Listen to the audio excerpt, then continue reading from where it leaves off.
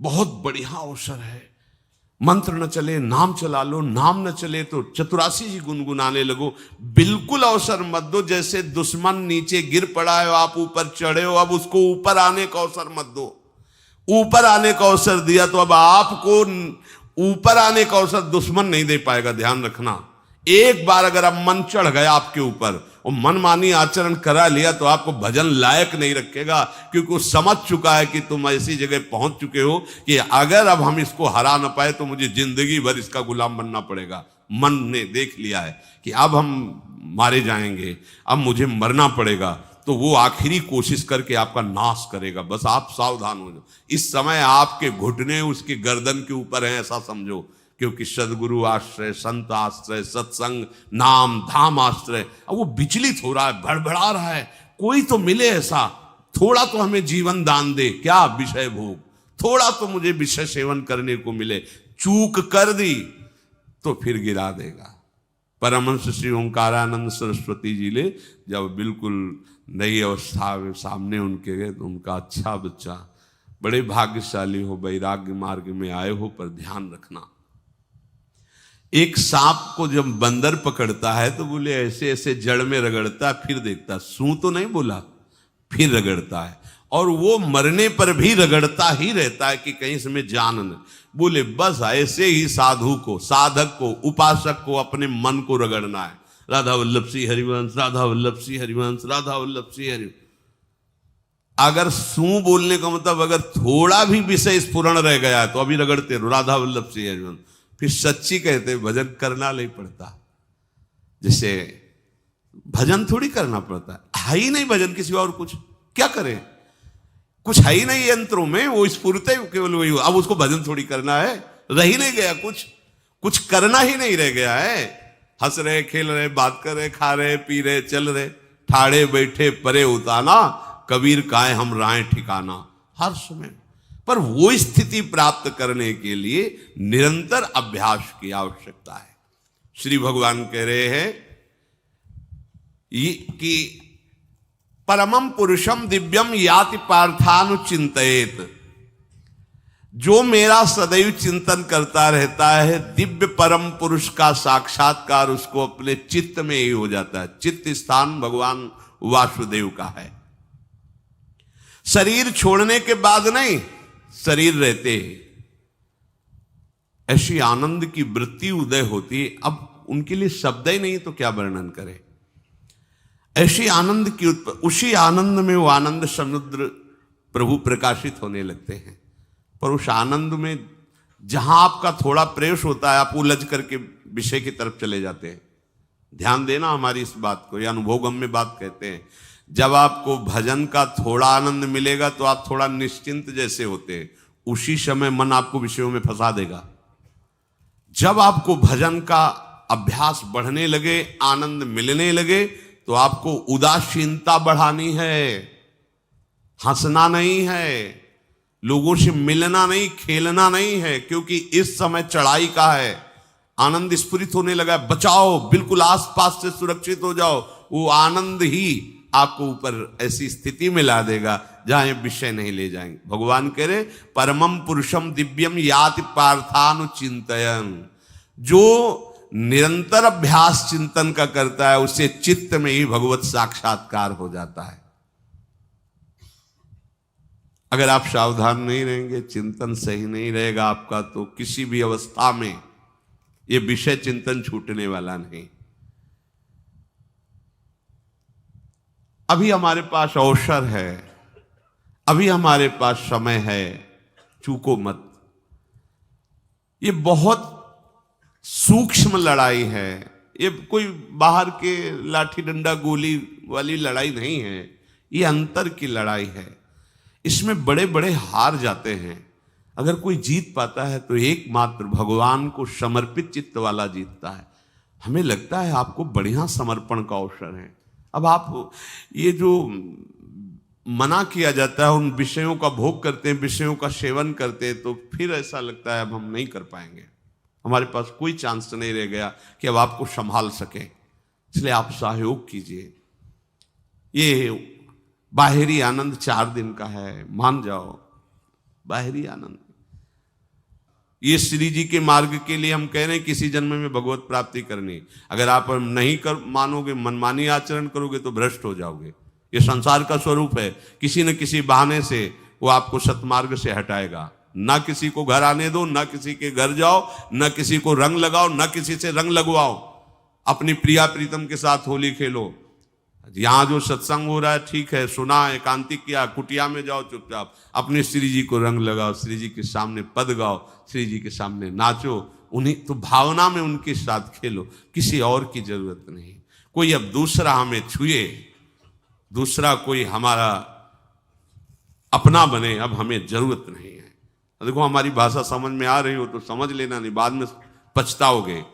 किसी को भी अपने साधन कक्ष में प्रवेश मत दो, किसी को अपनी कुटिया में मत आने। अब आप यहां गृहस्थ नहीं हो, यहां भी रह रहे हो, भले गृहस्थ वेश में रह रहे हो, आप वनवासी हो, आप श्री जी के उपासी हो, कोई व्यवहार की जरूरत नहीं। जब ऐसे रहोगे तो श्री जी आएंगे आपसे खेलने। निष्ठा, हृदय में निष्ठा। अब व्यवहार की गुंजाइश नहीं रह गई, हमारे पास समय नहीं व्यवहार का। हमारी बातें मान लो पर आप लोग मानते नहीं हो, इसलिए रंग नहीं चढ़ पा रहा। अरे वो बेचैन है आपके साथ खेलने के लिए, उनकी तरफ जब देखो ना तो बेचैन है, पर उनकी तरफ कोई देखना ही नहीं चाहता। वो तो यहीं से फुर्सत नहीं मिलती भोगों से खेलने के लिए, संसार के राग में खेलने के लिए। अरे वो तो लालायित है, वो तो खुशी हो रहे कि ये हमारा शरणागत हो गया, अभी हमारी सहचरी बनेगा, हमारी सेवा में आएगा। शरणागत होकर के पीठ कर लिया श्री जी की तरफ, मुख कर लिया संसार की तरफ, तो दोनों लाड़िले उदास बैठ जाते हैं। अब क्या करें, ये तो उधर मुख करके जा रहा है, चलो फिर कभी लौटेगा, वो फिर इंतजार कर रहे हैं। विमुख भये निमिषो ना अकृपा जब चिते तब। खूब अभ्यास करो, नाम जब कोई होली दिवाली त्योहारी, हमारा सारा त्योहार लाडली लाल से है, इन्हीं के साथ खेलो। देखो तुम्हें बताएं, जो बच्चा बाहर खेलने नहीं जाता तो माता पिता उसके साथ खेलने लगते। कैसे? घुटने के बल चल रहा है तो वो पिता भी घुटने के बल चलेगा उसके साथ साथ। वो तोतली बोलेगा तो वो भी तोतली बोलेगा। देखा है कभी ऐसा? ऐसा कर तो ये हमारे स्वामी भी जब देखेंगे कि अरे ये तो किसी से राजी नहीं है, केवल हमसे खेलना चाहता है, इनके लाने का एक ही उपाय है, ध्यान रखना, अनन्य व्रत नहीं चाहिए हमें। और जैसे कल आप सुन रहे थे, पपीहा बन के रहू रे, बस यही चातक व्रत नहीं, हमें नहीं चाहिए। अगर हमारे रंग पड़ेगा तो लाडली लाल का पड़ेगा, हम खेलेंगे तो लाडली लाल के साथ खेलेंगे, नहीं तो अब आजीवन नहीं खेलेंगे, आजीवन नहीं खेलेंगे। अगर हम पाएंगे तो इनकी जूठन पाएंगे, नहीं तो प्राण त्याग देंगे। जिएंगे तो वृंदावन में जिएंगे, नहीं जीवन। ये व्रत चाहिए। काहे को व्यर्थ समय नष्ट कर रहे हो? धारण करो अनन्य निष्ठा का व्रत। इनको अपनी तरफ आकर्षित करने के लिए अनन्यता ही व्रत है।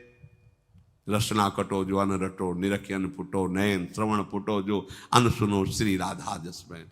कोई भी सत्संगी कोई व्यसन न करे, अन्य किसी से संपर्क न करे, खूब पद गाओ, खूब नाचो, अपना दरवाजा कुटिया का बंद करके खूब रो, नाचो, खेलो, कूदो, उन्हीं से वो खेलने लगेंगे। उनको चैन नहीं है आपके सिवा, आप चैन से रह रहे हो। हमारे प्रिया प्रीतम आपका इंतजार कर रहे हैं, तभी आप पर हेतु की कृपा की। ये बात अंदर की समझो, प्रिया प्रीतम अंदर से आपको बहुत प्यार करते हैं, पर हम देखते हैं कि आप प्रिया प्रीतम से प्यार नहीं करते। आप संसार की तरफ बढ़ते जा रहे हो, हाथ फैला खड़े, मेरी तरफ आ जा। ये हमारे भगवान नहीं है, ये हमारे लाडली लाल हैं। हम इनको भगवान नहीं, ये तो प्रेम के खिलौना दो खेलत है प्रेम खेल। हमारे रसिकों ने इनको भगवान नहीं माना। अगर कोई संकट आया तो अपने आंचल में छुपा के इनको लेके भागे। ये नहीं सोचा कि अखिल लोक ब्रह्मांडों का ईश्वर, इसको छुपा के भागने की क्या जरूरत है। चाहे बिहारी जी को, चाहे राधा वल्लभ लाल को, जब कभी कोई ऐसा भय आया है तो ऐसा नहीं सोचा कि भगवान रक्षा करेंगे, नहीं, इनकी रक्षा हमें करनी है। इनको छुपा करके, कभी कामवन में राधा वल्लभ लाल को, कभी बिहार वन में से बिहारी जी महाराज, छुपा छुपा के अपने अपने ठाकुरों। तो हमारे ये लाडले हैं, प्यारे हैं, इन्हीं के साथ खेलना है, इन्हीं में रहना है, अब इन्हीं के पास रहना है, इन्हीं में रहना है। दो बात ध्यान रखो, इन्हीं के पास रहना है, इन्हीं में रहना है, बस। अब यही हम नहीं कर पाते, वही जो शुरुआत सत्संग में की थी, सबकी ममता ताग बटोरी, मम पद मने। ये भारी बात है, भारी बात है। जितनी जल्दी आप उदास हो जाओ संसार से, उतनी जल्दी मुस्कुराहट आ जाएगी प्रिया प्रीतम के मुख में आपके लिए। आप जब मुस्कुरा रहे उधर तो वो उदास बैठे कि हमारी तरफ क्यों नहीं देख रहा। अब हमें अपने प्यारे को उदास नहीं करना, प्यारे को मुस्कुराहट से युक्त करना है। क्या हम उदास हो जाएं? ताते मौन रहे वो उचित है, जगते भयो फिरे बैरागी, वृंदावन रस में अनुरागी। इसकी खूब चिंतन परायण रहो, कोई भी विषय का सेवन ऐसा ना करो जो आपकी बुद्धि भ्रष्ट कर। कोई आपने ऐसा गंदा व्यसन, गंदी बात, गंदी चेष्टा आप परसों नरसों, फिर आगे क्या? आपका जो साधन मार्ग वो ढक जाएगा, फिर प्रमाद छा जाएगा। हमें किसी भी उत्सव में, किसी भी उत्साह में अपनी प्यारे जो की अनन्यता और सिद्धांत को नहीं छोड़ना, अपने मार्ग में चल। ये अध्यात्म है, अध्यात्म। ये दान पुण्य की बातें नहीं है, ये लोकांतर में भटकने की बातें नहीं है, सीधे भगवत प्राप्ति की बातें हैं। यत करोषि, जो भी तुम करोगे वो तुम्हें अपने आराध्य देव के लिए करना है, आराध्य देव को समर्पित करना है। देहाभिमान अभी कुछ ही समय में गलित हो रहा है, ऐसा आपको अनुभव होने लगेगा। कैसे समझेंगे? देहाभिमान गलित हो रहा है। जब आपका अपमान हो और आपको कोई फर्क न पड़े, आपका सम्मान हो, आपको कोई हर्ष नहीं हुआ, बड़ा लाभ हो गया, कोई सुख नहीं हुआ, बड़ी हानि हो गई, कोई दुख नहीं हुआ, शरीर स्वस्थ है, कोई हर्ष का विषय नहीं, शरीर अस्वस्थ है, कोई शोक का विषय नहीं। यह है देहाभिमान गलित होने का स्वरूप। यत करोषि, तो जो भी हम करें, पापाचरण भी करें तो श्री भगवान को अर्पित कर दें। बोले नहीं, तस्मात् शास्त्रम प्रमाणम ते कार्याकार्यो व्यवस्थितो। जो तुम्हें करना है उसमें प्रमाणित कार्य करने हैं, शास्त्र के अनुसार। यत करोषि, अब जो भी करोगे शास्त्र सम्मत करोगे और प्रभु को समर्पित करोगे। देहाभिमान बहुत जल्दी गलित हो जाएगा। यदश्नाशि, अशन भोजन, जो भी पाओगे पहले प्रभु को भोग लगाओगे, देहाभिमान गलित हो जाएगा। मान लो मेरी बात, ये सब 4 दिन के उत्सव, 4 दिन की चांदनी है। शोक समाज पूरा तैयार हो रहा है हमारे ऊपर आक्रमण करने के लिए। तुम्हें क्या पता? शोक का अंधेरा छाने के पहले ही व्यवस्थित जहां पहुंचना है वहां पहुंच जाओ, फिर अंधेरा छा जाएगा, कोई फर्क नहीं पड़ेगा। अभी आप यात्रा ही नहीं प्रारंभ किए हैं और अंधेरा आ गया तो मार्ग ढक जाएगा और जीवन व्यर्थ चला जाएगा। कुछ भी मत खाओ। कैसी धूर्तता हमारी बुद्धि में बैठी है। रसेंद्री की तृप्ति के लिए हम गुरुजनों की आज्ञा को रौंद करके चंद विषयों का सेवन करते हैं। धिक्कार है जीवन को। यदि आज्ञा उल्लंघन करके अमृत भी पीने को मिले तो विष हो जाएगा, ध्यान रखना। इंद्रियों की चाटुकारिता करते हद हो गई। अरे संसारी पुरुष में ऐसा देखे तो चलो, लेकिन जो भगवत मार्ग के पथिक, धिक्कार तुम्हारे जीवन को। प्रियाजू को बिना भोग लगाए अर्पित किए तुम पाने के लिए उत्साहित कैसे हो रहे हो? जिन वस्तुओं को निषेध किया गया है उनकी तरफ स्वप्न में भी अगर गति हो तो जलन होनी चाहिए कि स्वप्न में भी हमने कैसे स्वीकार कर लिया। कभी कभी ऐसा लगता है कि भगवत प्राप्ति बहुत कठिन है, ये समझने वाले नहीं। मेढक को तौलने का अगर हमें आदेश मिले तो तौलना बहुत कठिन है। 5 रखो, 2 उधर छिटक के चले गए, उनको घसीटो तो 3 पहले वाले फिर उतर के चले। ऐसे है, सावधान हो जाओ। ये आज्ञा का उल्लंघन तुम्हारे लिए नारकी गति का काम करेगा। अगर आज्ञा है कि अमृत नहीं पीना तो मत पीना, नहीं वो विष हो जाएगा। और अगर आज्ञा है विष पी लीजिए तो गरल सुधा रिपु करहि मिताई, गोपद सिंधु अनल शीतलाई। वो विष अमृत हो जाएगा, तुम्हारा शत्रु तुम्हारा मित्र हो जाएगा। ये भव समुद्र गाय के खुर के गड्ढे के समान हो जाएगा। आज्ञा पालन बहुत बड़ी सिद्धि है। ये मूढ़ता का त्याग कीजिए। आप जानते हो, जानते नहीं है? नहीं, तुम नहीं जानते हो, तुम्हें वो जान रहे हैं। अगर तुम अपना आनंद चाहते हो, सुख चाहते हो, तो आज्ञा पालन करो। इसी से देहाभिमान गलित होगा। तुम्हारी एक एक वृत्ति उस सर्वात्मा प्रभु बैठे देख रहा है, और उन्हीं के रिझाने के लिए तो तुम्हें मानव देह मिली, भगवत मार्ग मिला। ये ध्यान रखो, एक बार भी बिना भोग अर्पित किए हुए जो पाओगे वही तुम्हारी बुद्धि भ्रष्ट कर देगा। देख लो आंख खोल के कैसे बुद्धि भ्रष्ट होती है। वो अपने आराध्य देव इष्ट देव की ही निंदा करने लगता है, आराध्य देव इष्ट देव के विपरीत चलने लगता है। ये बुद्धि गिरी मतलब सर्वनाश। जो शास्त्र में कहा गया है, कामः संजायते क्रोधा क्रोधा स्मृति विभ्रमा स्मृति भ्रंशात् बुद्धिनाशो, बुद्धिनाश को ही कहा गया प्रणश्यति, नष्ट हो गया, वो किसी काम का नहीं।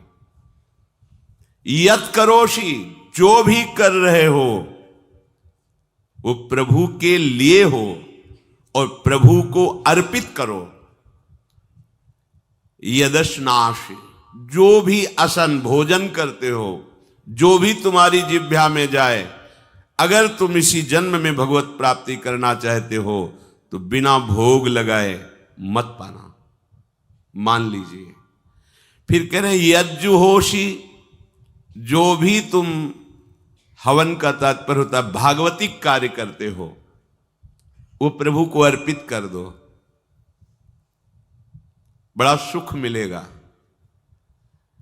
जो तुम ददाशी, किसी को भी कुछ भी देते हो, प्रभु को दे दीजिए। देने के पहले उसमें भाव कीजिए, राधा वल्लभ लाल इसके हृदय मंदिर में बैठे हैं। अब भोजन जल वस्त्र जो भी आपको उसको दिया तो उस व्यक्ति को नहीं दिया, सीधे ठाकुर जी को दिया, राधा वल्लभ लाल को दिया। यत तपस्यासी, जो भी तुम तपस्या कर रहे हो, काम वेग को सह रहे हो, क्रोध को सह रहे हो, गर्मी सर्दी सह रहे हो, अनुकूलता प्रतिकूलता सह रहे हो, ये भी प्रभु को अर्पित कर दो। भगवान आदेश कह रहे हैं तत्कुरुष्व मदर्पणम, ये सब मेरे को अर्पित करने का मतलब मेरी पूर्ति नहीं हो जाएगी, तेरी पूर्ति हो जाएगी। भला ये सब नदियां समुद्र में गिरना बंद कर दें तो समुद्र घट जाएगा क्या? यद्यप समुद्र प्राकृतिक है, चिदानंद नहीं, भगवान तो चिदानंद समुद्र है। कोई भी नदी चाहे बाढ़ युक्त जाके गिरे या गिरना बंद कर, समुद्र में कोई फर्क नहीं पड़ता। इसीलिए सेवक जी ने कहा है, मांगो मन मनुष्य दासी अपनी कर, पूर्ण काम सदा हृदयम। हे पूर्ण काम प्रभु, यद्यपि आपको मेरी जरूरत नहीं है, पर मैं अपने लिए मांग रहा हूं कि अपनी दासी बना लीजिए।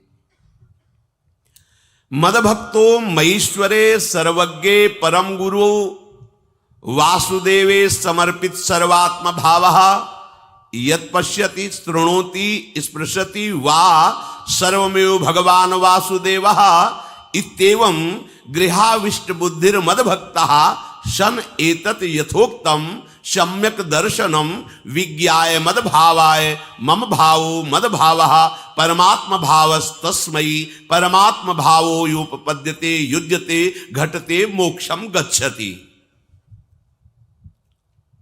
वेद कहता है, भगवान की वाणी, मद भक्तो, जो मेरा भक्त हो गया है। अभी हम देह भक्त हैं, भोगों के भक्त हैं, विषयों के भक्त हैं, काम क्रोध लोभ मोह जब जो चाहता है हमें परास्त कर देता है। लेकिन जो मद भक्त हो गया उसको नहीं। बाहरी वेश परिवर्तन से मद भक्तो नहीं होता। कभी कभी हंसी आती है कि अमृत कुंड को छोड़ करके मल कुंड का स्वाद लेने के लिए कितना लालायित है जीव। कैसी मंद बुद्धि, मतलब एकदम लगता है कि वाह प्रभु आपकी है विचित्र माया है। ये इधर कूदे तो अमृत कुंड है, इधर कूद रहा है मल कुंड है। वो जानबूझ करके अमृत को त्याग करके मलकुंड में जा रहा है। जहां हमारी प्यारी जी और प्यारे जी की ऐसी सुख वृत्ति है, वेणु कानन कुणित श्रवण सुंदर सुनत मुक्ति सम सकल सुख पाए पग पेलिरी। मोक्ष सुख को भी लात मार करके जिस सुख में बढ़ा है, कैसा कैसा तुम्हारा आश्रय है। हमारे युगल सरकार का ऐसा सुख है कि मोक्ष सुख थूक देने योग्य हो जाता है, और आप युगल सरकार को एक तुच्छ विषय के लिए छोड़ देते। कैसे भक्त हो तुम, कैसे हो तुम? खुद प्रश्न करके देखो। कभी तुम्हें अपने ऊपर धिक्कार नहीं आता? अपने को बहुत चतुर समझते हो, अपने को बहुत प्रवीण समझते हो कि कोई नहीं जानता हम क्या खाते हैं, कोई नहीं जानता हम कहां जाते हैं, कोई नहीं जानता हम कैसे खिलाड़ी हैं कि खेल रहे। अरे पागल, तू कैसा खेल रहा है।